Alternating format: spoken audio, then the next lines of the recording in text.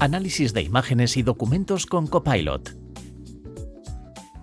¿Sabías que las capacidades de Copilot van más allá de responder a tus consultas a través de texto? También puede analizar imágenes y documentos. Copilot utiliza algoritmos avanzados de IA para interpretar el contenido de una imagen. Puede reconocer varios elementos en una imagen, como objetos y texto. Para ello, descompone la imagen en características identificables y las compara con una base de datos de elementos conocidos para proporcionar una descripción. Veamos cómo hacerlo. Para cargar una imagen para su análisis, abre primero la interfaz de Copilot y asegúrate de haber iniciado sesión en tu cuenta. A continuación, busca el botón de carga o el icono más o clip, situado normalmente junto al campo de texto.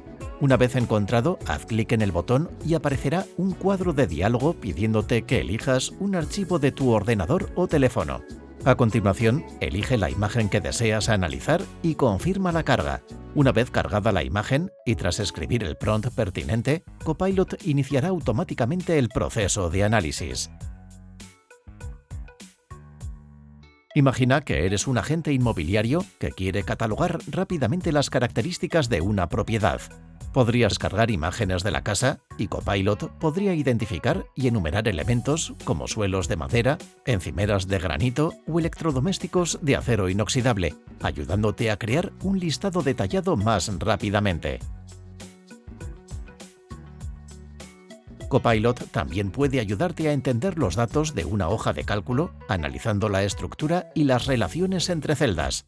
Puedes realizar tareas como resumir datos, identificar tendencias o incluso generar ideas basadas en el contenido.